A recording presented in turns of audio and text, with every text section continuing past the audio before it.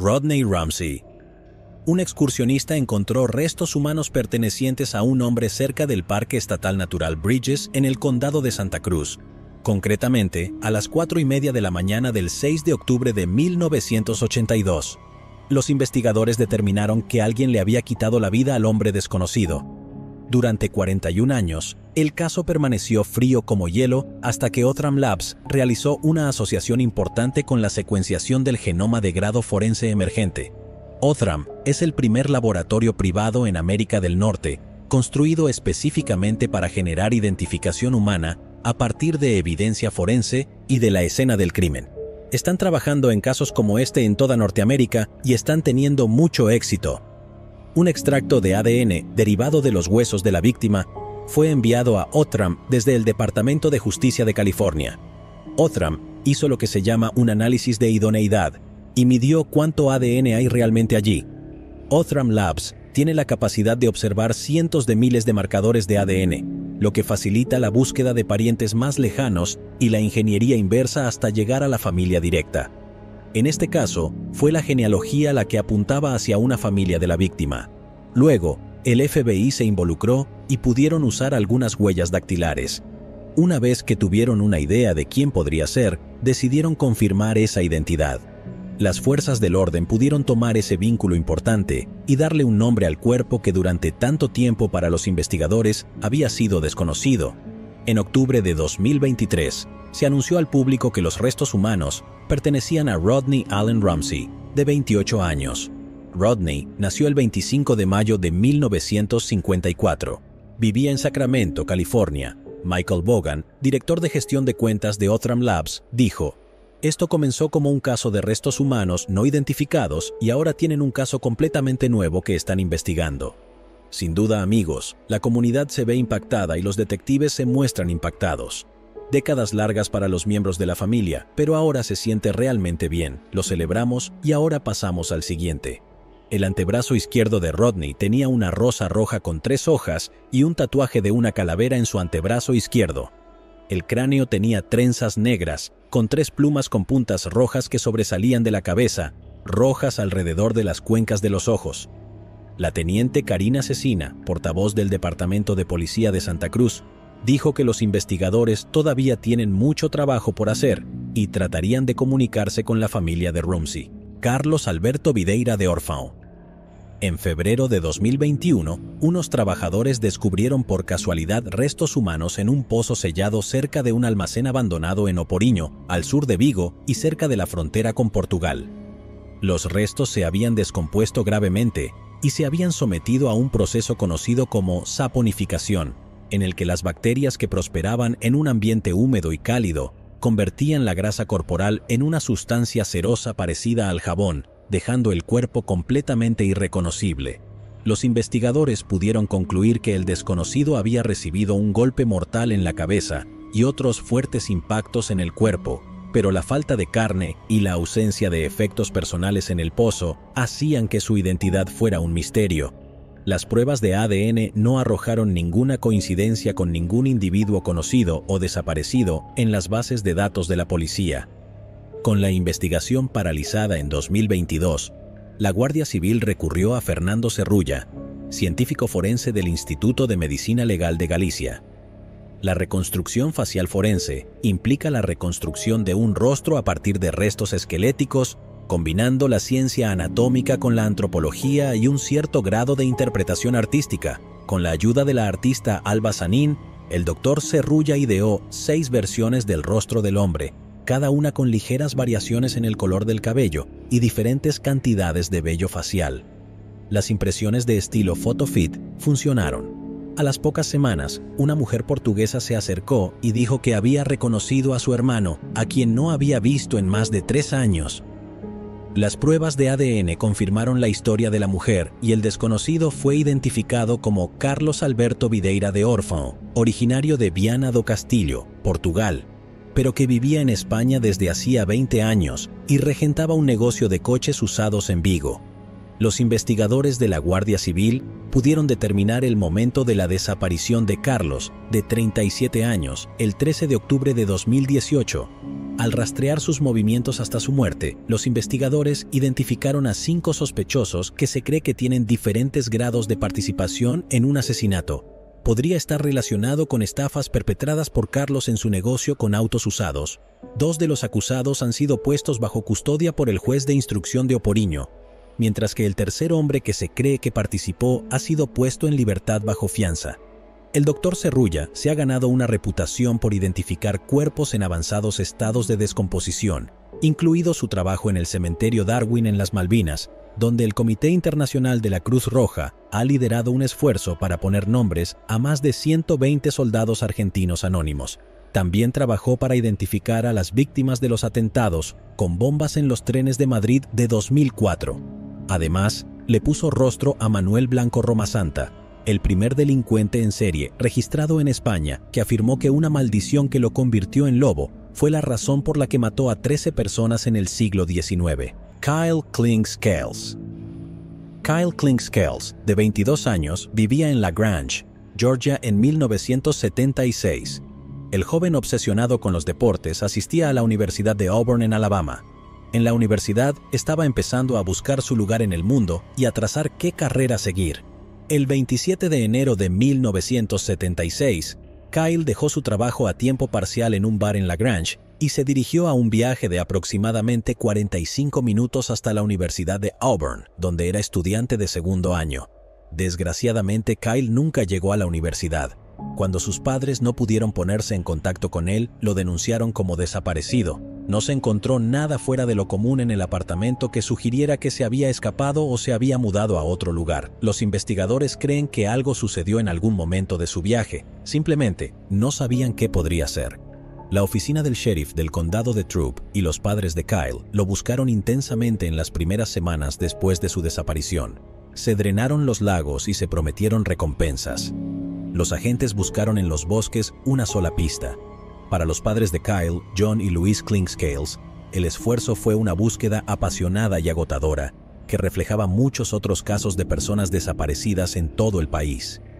Todos sus seres queridos pidiendo consejos, buscadores cada vez más cansados con cada empresa fallida y miembros de una comunidad exhausta mirando, horrorizados de que algo tan inquietante pudiera haberle sucedido a uno de los suyos. La determinación fue motivo de admiración para muchos. A Kyle Clinkscales siempre le había gustado Nueva Orleans, por eso sus padres compraron anuncios en la ciudad pidiendo ayuda para encontrar a su hijo. Le encantaba Hawái cuando lo visitó una vez de vacaciones cuando era niño, por lo que sus padres enviaron cartas a todos los departamentos de policía del estado. Y cuando llegaron pistas de que se había encontrado a una persona que coincidía con su descripción, mandíbula fuerte, cabello castaño desgreñado, cejas pobladas, condujeron a los lugares donde se originaron esas pistas. 2 años después de la desaparición de su hijo, los Clinkscales habían distribuido casi 5,000 pegatinas en los parachoques en busca de información. Se convirtieron en partidarios de las familias de otras personas que tenían parientes desaparecidos y trataron de llamar la atención sobre casos no tan publicitados. Los Clinkscales estuvieron entre los invitados a la Casa Blanca en 1985 para reunirse con el presidente Ronald Reagan sobre formas de abordar la cuestión de los niños desaparecidos y explotados. En su casa, la misma donde se había criado Kyle Clinkscales y que estaba decorada con fotografías de él sonriendo y con pajarita, sus padres se esforzaban porque su hijo cediera en ocasiones al cansancio.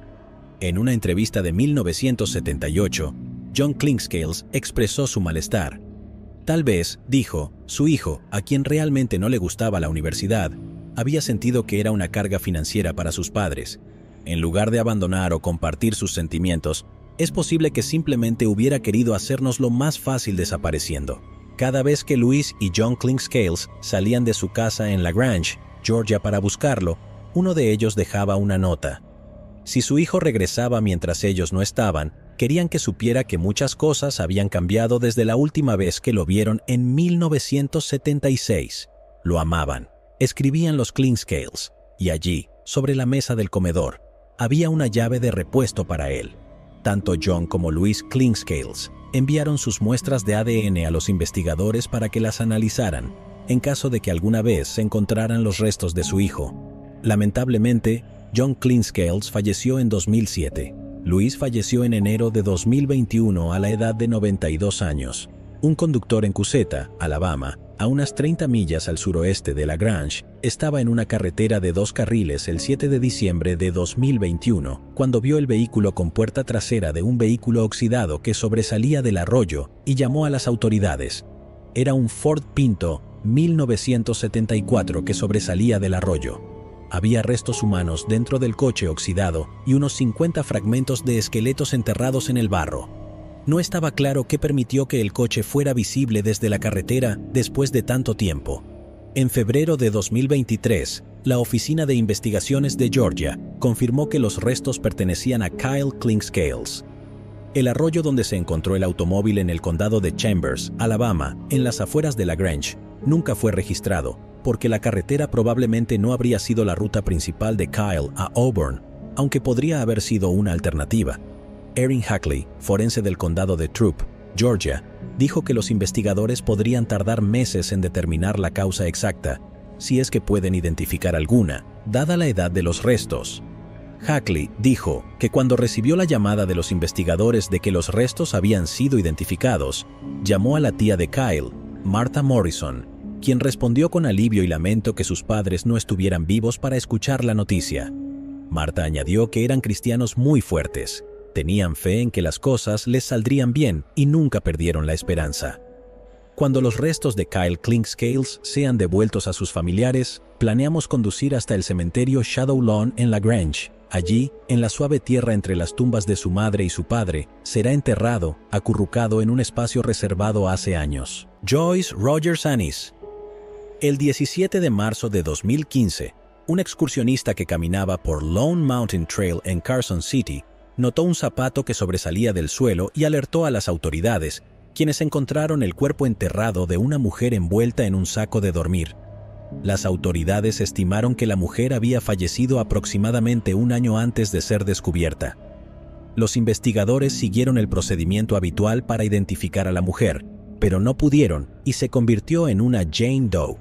La oficina del sheriff de Carson City llevó el caso al proyecto ADN desconocido en 2019 para intentar investigar la genealogía genética para rastrear la identidad de Jane Doe, utilizando coincidencias de ADN para construir su árbol genealógico.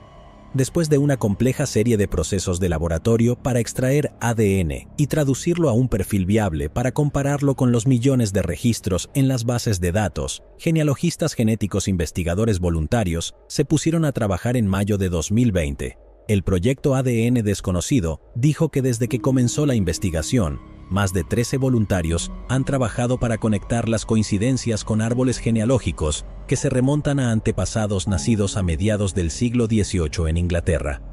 Tomó poco menos de un año limitar la búsqueda a una sola familia en el vasto árbol. 3 de los 6 hermanos eran mujeres y esta pista se ofreció a los agentes investigadores para que la siguieran. En octubre de 2022, un miembro de la familia de la prueba de ADN de ascendencia de la desconocida se subió a getmatch.com como una base de datos pública que puede utilizarse en casos policiales. Después de esta coincidencia de ADN, los investigadores confirmaron que la desconocida es Joyce Rogers Annis, originaria de Michigan. Además de proporcionar la pista fundamental para esta identificación, el equipo del proyecto DNA Doe también proporcionó información sobre un hombre asociado con Joyce, quien más tarde confesó haber enterrado su cuerpo en Lone Mountain. Resultó que Joyce, de 72 años, falleció por causas naturales y su esposo, Edward Barton, la enterró en la montaña. No tenían hogar y no tenían dinero para un funeral. Desafortunadamente, no hay manera de probar o refutar la versión de los hechos de Edward Barton, y el caso se considera actualmente resuelto. Patricia Ann Tucker. Un grupo de niños que jugaban en Amherst Street en Granby, Massachusetts, encontró el cuerpo de una mujer el 15 de noviembre de 1978, enterrado bajo un montón de hojas. Los investigadores pudieron determinar que había recibido un disparo mortal en la sien. También hubo evidencia de que el cuerpo de la mujer fue arrastrado por el cinturón de un hombre. Se estimó que le quitaron la vida aproximadamente 3 meses antes de que su cuerpo fuera encontrado en agosto de 1978. Desafortunadamente, los investigadores no pudieron identificar a la mujer, por lo que durante décadas se la conoció como Granby Girl, y fue enterrada en un cementerio local con una lápida marcada "Desconocido".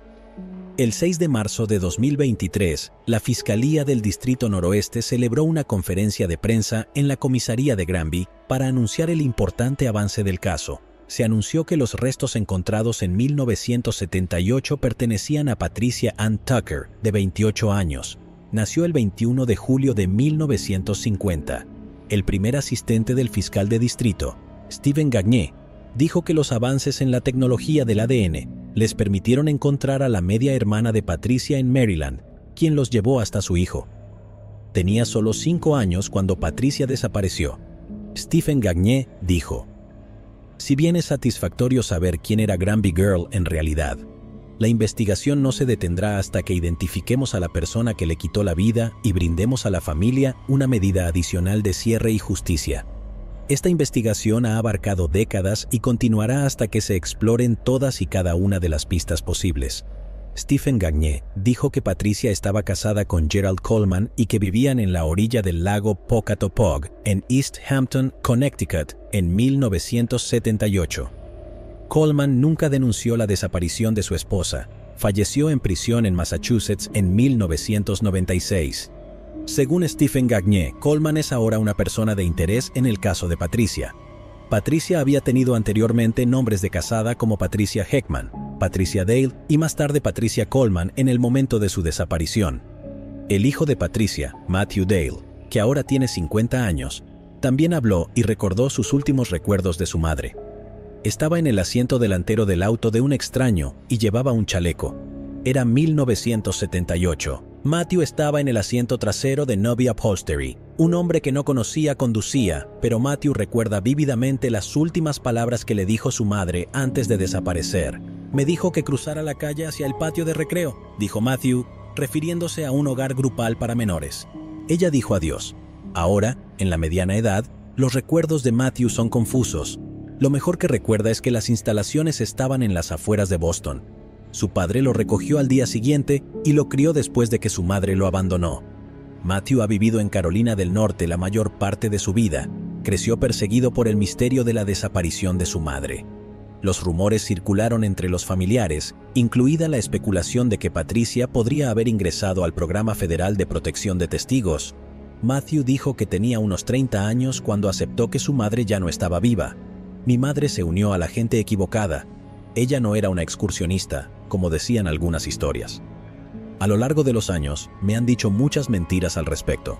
Su padre falleció en 2015, y Dale se ha sentido algo a la deriva, aunque está felizmente casado. Es padre y ha sido electricista sindicalizado durante la mayor parte de su vida. Varias semanas antes de que se hiciera la identificación, la policía se presentó en su puerta. Le hicieron algunas preguntas y le explicaron que lo encontraron a través de su tío en una base de datos de ADN. Dijeron: "Niña Granby". "Pensé, ¿qué es la chica Granby?", dijo Matthew. Los investigadores de la policía estatal no ofrecieron muchos detalles, pero dijeron que habían exhumado el cuerpo de Patricia. Matthew había archivado su ADN en una base de datos en caso de que alguna vez identificaran a su madre. Envió a los investigadores un archivo de su perfil de ADN digital y se comunicaron con él por teléfono a las pocas horas. Dijeron que era una coincidencia genética clara. Tiene escasos recuerdos de su madre, una sola fotografía, libros de bebés que ella creó para él, un mechón de su cabello y un pequeño tapiz que pintó cuando él era pequeño. Matthew dijo que planea arreglar una tumba adecuada para su madre. Desde hace años, la tumba está marcada únicamente con una cruz de madera. En 1998, los residentes de Granby donaron dinero para crear un marcador más digno. Matthew dijo que fue un final terrible. "Lo que quiero hacer es que le hagan una nueva lápida. Ella merece tener su nombre en él". Webster Fisher. En julio de 1980, se descubrieron los restos de un hombre desconocido en una caja de madera en el canal sanitario y de envío del área metropolitana de Chicago. La caja que contenía el cuerpo había sido retirada con equipo pesado, junto con otros restos de una rejilla que impide que los objetos fluyan hacia la central eléctrica. La caja se rompió en algún momento durante la retirada y el vertido por parte de los empleados de la central eléctrica. El cuerpo fue encontrado por un empleado un par de días después buscando madera flotante. La descomposición avanzada dificultó la identificación. Entre los objetos recuperados junto con los restos se encuentran varias llaves de vehículos. Los investigadores determinaron que alguien le había quitado la vida al desconocido, ya que su autopsia reveló que le habían disparado en el abdomen con una escopeta y luego varias veces con una pistola. Los investigadores sospecharon que el hombre perdió la vida varios días antes del descubrimiento de su cuerpo. Los investigadores creían que el hombre blanco desconocido tenía entre 25 y 35 años en el momento en que le quitaron la vida. Estimaron que medía 5 pies y 11 pulgadas de alto y pesaba aproximadamente 175 libras. Los investigadores observaron que tenía cabello castaño claro a rubio de aproximadamente 2 pulgadas de largo. En el momento del descubrimiento, el hombre vestía pantalones de trabajo azul oscuro que tenían una marca de lavandería, Gimnasio 5, una camiseta verde con bolsillo, calcetines de lana y una zapatilla de casa en forma de espiga de color oscuro. Se recuperaron las huellas dactilares de Harshal del cuerpo. Fueron enviados a bases de datos estatales y federales para compararlos, pero no coincidieron con ninguno. Se desarrollaron algunas pruebas dentales, pero no coincidían con ninguna persona desaparecida conocida. Durante más de 4 décadas, las autoridades han seguido diligentemente varias pistas sobre la identidad del hombre desconocido. En noviembre de 2009, su caso fue ingresado al Sistema Nacional de Personas Desaparecidas y No Identificadas y se le realizaron pruebas STR, pero no hubo coincidencia con nadie.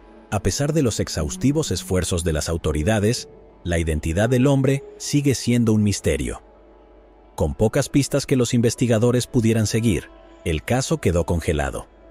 En 2002, la Oficina Forense del Condado de Will, como parte de una colaboración de larga data con Outram, decidió aprovechar la genealogía genética forense para ver si podían establecer una identidad para el hombre o un pariente cercano. La Oficina Forense del Condado de Will ha contribuido con fondos sustanciales para las pruebas de este caso, y el resto de los fondos necesarios se financiaron mediante financiación colectiva mediante la plataforma DNA Solves. Se enviaron pruebas esqueléticas a Outram y se desarrolló un extracto de ADN adecuado. Los científicos de Outram utilizaron secuenciación del genoma de grado forense para construir un perfil de ADN completo, y el equipo interno de investigación de genealogía genética de Outram utilizó el perfil para desarrollar pistas de investigación. Las pistas fueron devueltas a las autoridades y una investigación de seguimiento, junto con pruebas de ADN de confirmación de un miembro de la familia, confirmaron que la víctima de 1980 era Webster Fisher, nacido el 25 de septiembre de 1950. La Oficina Forense del Condado de Will anunció el 22 de marzo de 2023 que los restos pertenecían a Webster, de 29 años, de Chicago. El sargento Mike Ernest dijo: «Obviamente hubo muchos crímenes relacionados con la mafia en esa época, y muchos de ellos ocurrieron en el condado de Will. Entonces, ¿es esa una posibilidad que exploraremos? Sí, es algo que puedo decir con seguridad, no lo sé». La esposa de Webster dijo recientemente a los investigadores que su marido salió de casa a mediados de julio de 1980 para comprar cigarrillos en una gasolinera situada a una manzana de distancia, pero nunca regresó. Los familiares dijeron que Webster fue reportado como desaparecido al Departamento de Policía de Chicago.